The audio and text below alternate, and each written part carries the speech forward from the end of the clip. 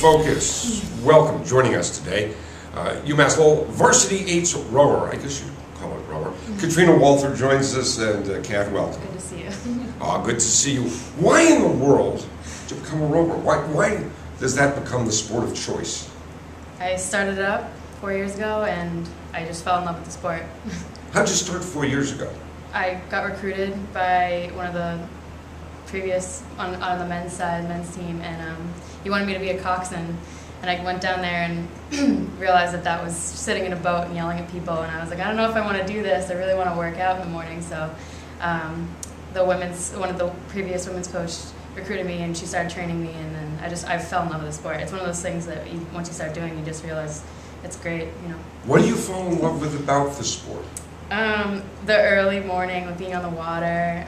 It's very disciplined. Everything's, you know, in sequence. It's just, you got to try it, I think. Are you out there, at sunrise? Yeah, practice starts promptly at 5:30, so we see that we're in the dark for a little while, and then, you know, we watch the sunrise. It's very nice. Is it a little bit tough to get yourself ready at 5:30 in the morning, to be mentally focused, to push your body until maybe it hurts a little bit?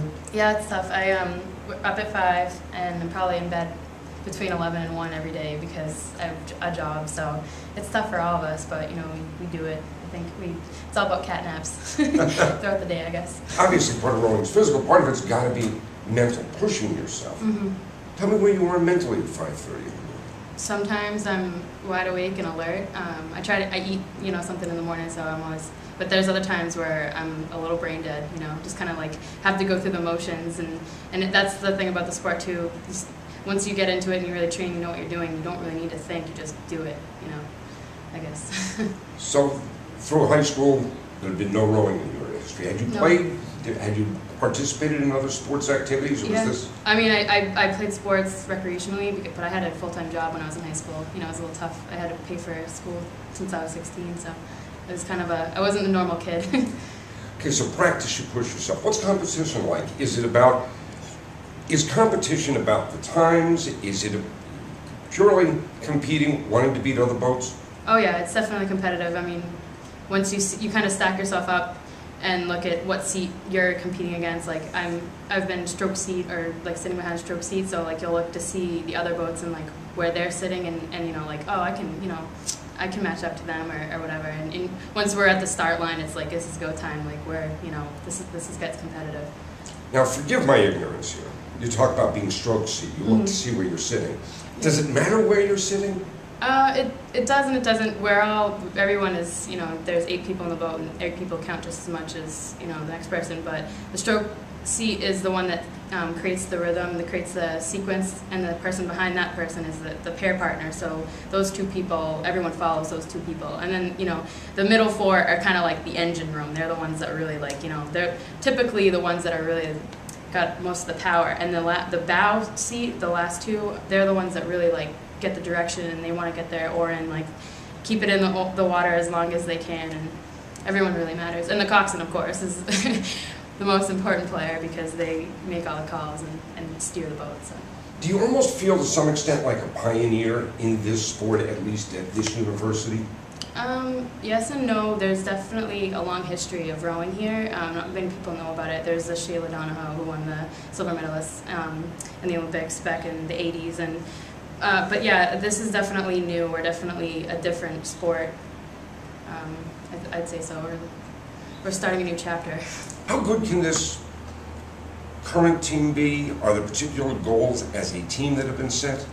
Well, if you haven't heard already, Coach V, you know, she's like, we're Mount NCAA, so she wants to win the NCAA championship.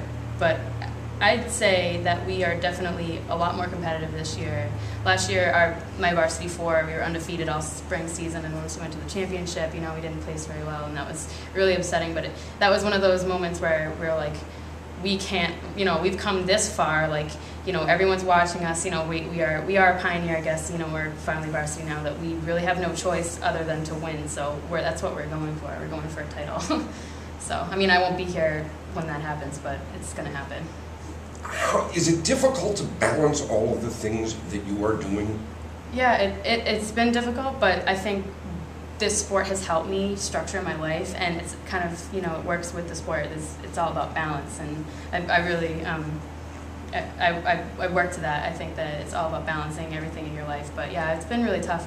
This year I've really focused on rowing and my job. I work as an RA here, but I've been doing, I just sort of spread myself very thin with What else are you doing? I'm a double major, and then I was president of psychology club, Psych High, and then I'm in ODK, which is Omicron Delta Kappa. It's the National Honor Society for Leadership, and just basically doing all these community service jobs and everything just to try to build my resume up and everything, you know.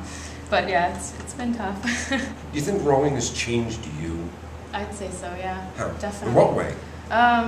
It's helped me balance my life and structure everything, and it's given me, it helps me set goals for what I want to do for the future. Because when I came here, I wasn't really sure like what I was doing, and it really just helped me like with everything. And then once V showed up, she's kind of like a life coach to me, not only a rowing coach. So she's really just helped me sort of focus what I want to do with life. Yeah, V being Veronica Platzer, she is a very energized woman. Oh my God, yeah. She can, you know, sell ice to Eskimos. That's what she always says. Don't buy extra. Yeah, why not? Oh, you know what? Somebody was telling me that you've got, so I don't know whether it's a mock project or a real project, that you're kind of developing a community rowing program. Right, for my senior project for graphic design, I have to come up with some sort of exhibition piece. And since I've done a lot of designing work, I'm doing basically a mock center for children with behavioral disorders, and they would basically row, and the feature of this program would be letting kids that are in the juvenile justice system allowed to do this as like an alternative to prison. Because, well, 5:30 in the morning doesn't sound so bad with the alternatives behind bars. Well, one of the like old rowing truisms is that it's the only sport to grow out of capital punishment, which I guess shouldn't really be highlighted as like you know, a good saying. But tell me about this. It's, I don't know. It's, well, you know, back in like the before like AD time, or you know how they got the boats moving. They had slaves running the ship, so I don't know if I should. You don't feel like a slave though when you're in the should highlight. No, I mean no. Who would be your dream date?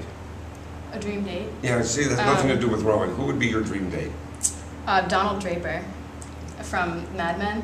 Oh, okay. Right now, I'm watching the show because I'm taking this advertising design class, and he's very charming.